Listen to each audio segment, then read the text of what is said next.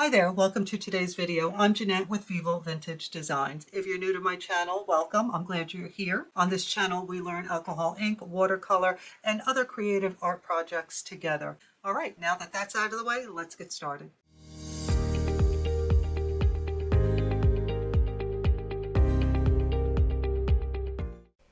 Hello, my friends, and welcome to today's video. I hope that you've all had a wonderful holiday.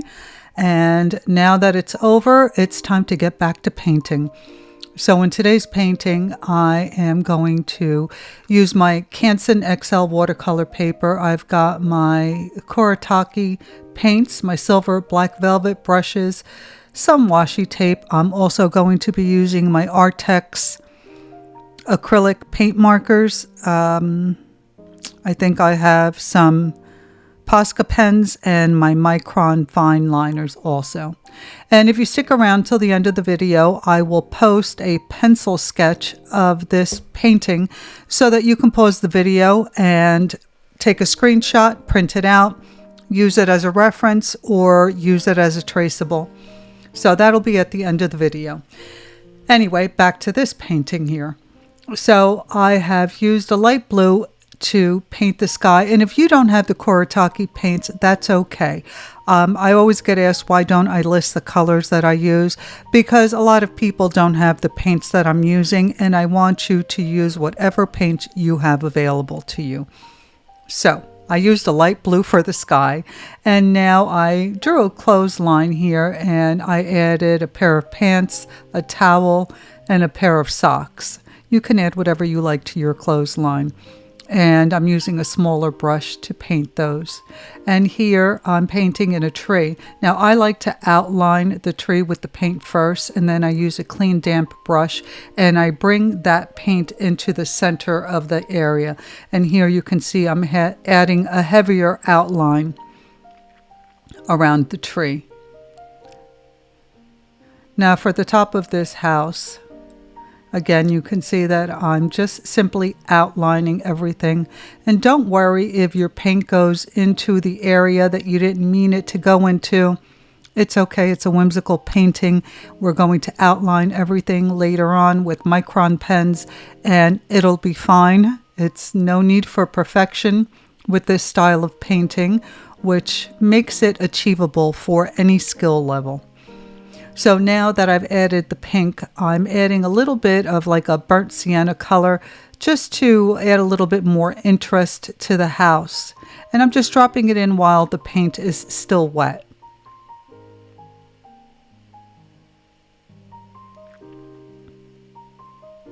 Now for the top of this tree, you can see I'm wetting down the paper, which doesn't really work very well with the Canson XL and the Kuretake paints, but it's just a habit. So I'm going to drop in a few different colors. I'm using like an orange, a yellow, a green, and I may have even added a little blue in there, which mixed with the yellow ended up green anyway. So just drop in a few colors in there and let them blend on their own. And the Kuretake paints are not known for blending. They don't blend like your typical watercolor paint, so you have to play with it a little bit.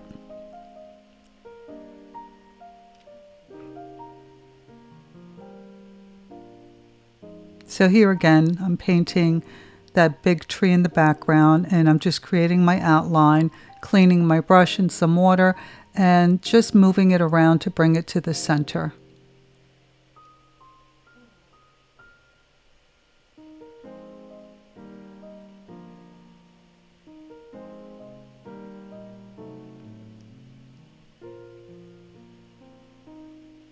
And I don't know if I mentioned this, but I'm using my silver black velvet brushes.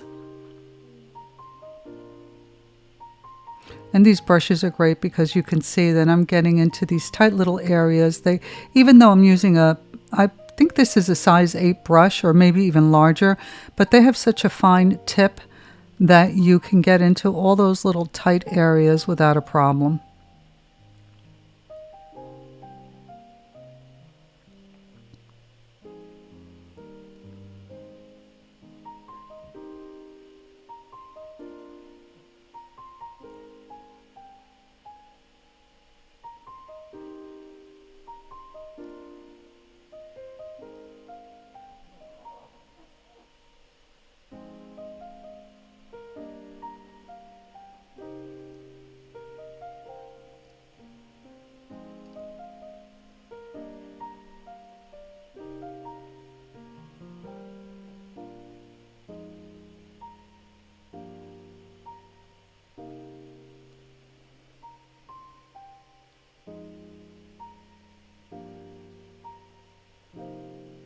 You can see here I'm going to be dropping in a different color, a little yellow, again, just to make it a little bit more interesting.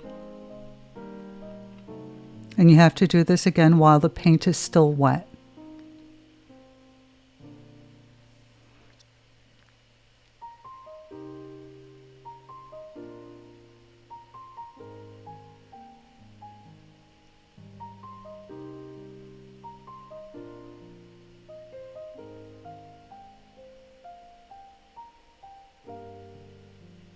Now I did draw a flower pot, and you can see I'm going around the flowers that I drew with the tip of the brush as carefully as I can.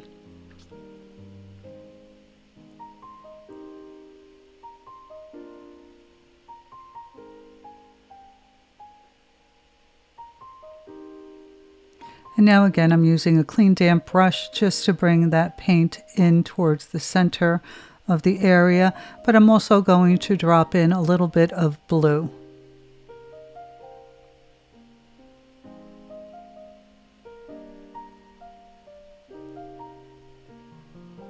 And if you choose to do your own version of this painting, of course, use whatever colors you like.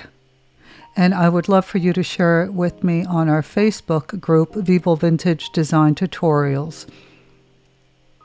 You can always join the group and share with me your versions of the paintings and techniques learned on this channel. We have such a great group of members, so I hope that you consider joining and that you share your paintings with me.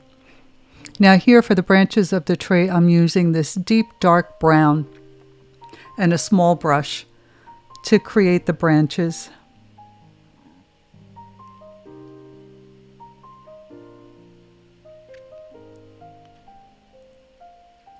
And then using the tip of the brush, I'll create some smaller branches off those larger ones.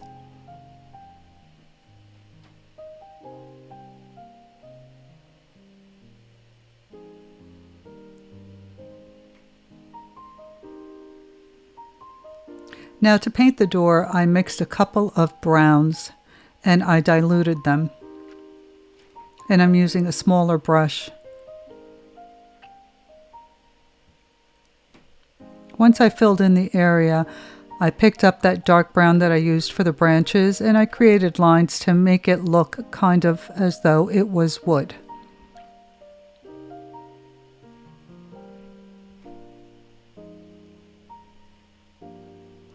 And for the windows, I diluted the ultramarine blue with a lot of water.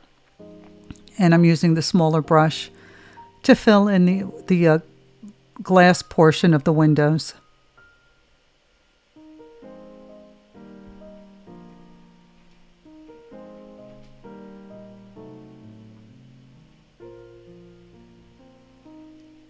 Now for the foreground, I'm using a color similar to a burnt sienna, and I'm also going to mix a little bit of green in there, and I'm going to do the same for both sides.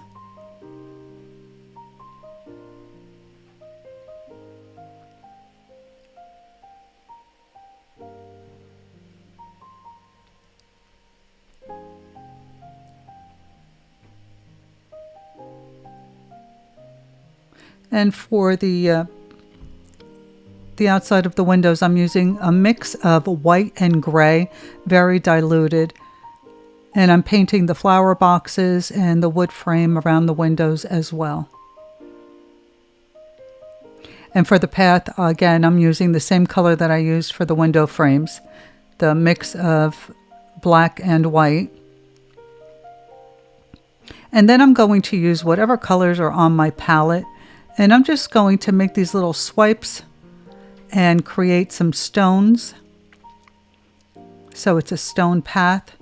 And I'm going to use different colors, and I'm going to do the same for both paths. You can just use whatever colors you have left over on your palette. And now here for the little flowers, I'm using this red color.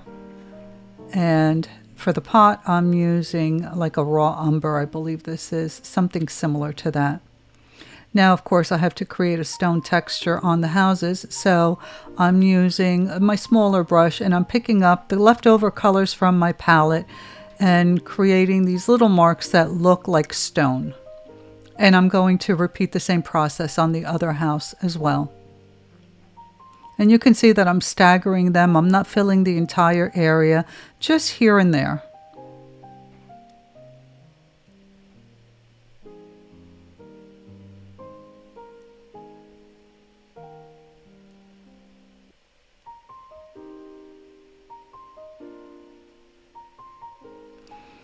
Now, once you're finished adding your stone, you have to let everything dry. And this is where the fun starts. I'm using a size 0.5 micron pen to outline all the elements of this painting.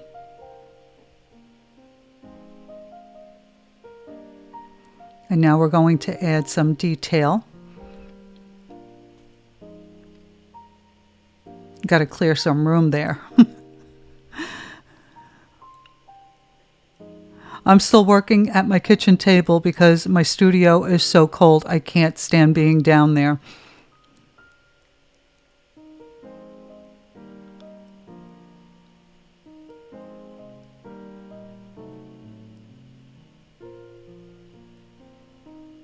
Now I'm using the Artex acrylic paint markers to add some detail to the towel, and you can see on the pants I use the fine liner to add pockets and the fly. I'm also using these light green, different shades of green to add leaves to the flower pot. And now I'm using colors similar to the paint that I used to create the stone. And I'm just making a little swipe on the houses with these different colors to add a little bit more detail. And they work really nice because they have a brush tip.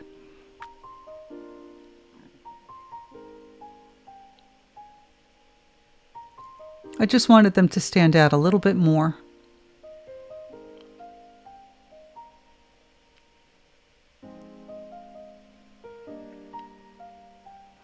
Again, I'm using different shades of green Artex acrylic paint markers to create the leaves for the flowers that I'm going to add to the window boxes. And you can see I'm just touching the marker to the paper. I'm not even trying to make it look like a leaf, but because of the brush tip, it kind of looks like a leaf. And then I'm adding dark purple, light purple, and orange flowers. And there's just circles. That's all I'm doing. And then I'm using the bright yellow marker to add centers to those little flowers. And then I thought I needed a little bit more color, so I added the orange. And now I'm adding some detail to the trees. And you can see I just drew the branches in the smaller one. And for the larger ones, I'm just adding some dots. And to add detail to the roof of each house, I'm just using the fine liners. For the first one, I just drew some lines. And for the second one, I'm going to draw some scalloped lines.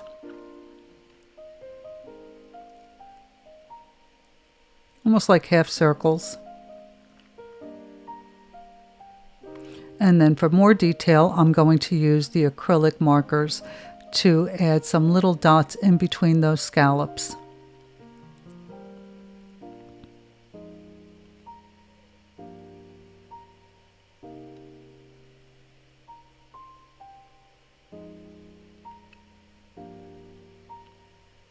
Now, I didn't think the flowers stood out well enough, so I'm using the fine liner again to just outline very quickly some of those flowers. And then I'm also using the fine liner to make the stone stand out. So I'm adding a line on one side and the bottom of some of the stones. And you can see that makes them stand out just a little bit more. I also did the same for the stones in the path, and you'll see that in just a moment. Then I decided to add a little fence there.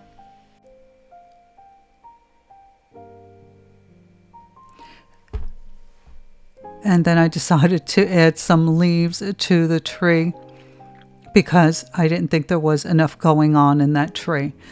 So once I created just the outline of some leaves, I took the acrylic markers and in different colors and added some leaves just to make it stand out a little bit more.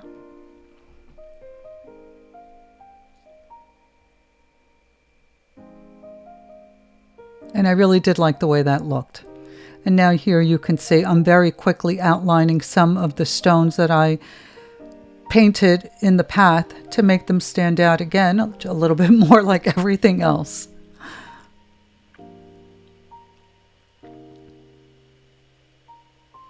And of course, because I can't leave well enough alone, I decided to add a sun using the acrylic paint marker and some sun rays. I also used a little bit of orange in there just to add more detail. And then I used the black liner to outline it a little bit. Well, we are near the end of the video. I hope that you have enjoyed this and that you give it a try. Be sure to stick around till the end for an outline that you can, or rather a pencil sketch that you can print out and use as a traceable for your painting. Check out the description box for links to the products used. Consider joining our Facebook group, Vivo Vintage Design Tutorials. And as always, thank you so very much for watching. And I will see you in the next one. Bye.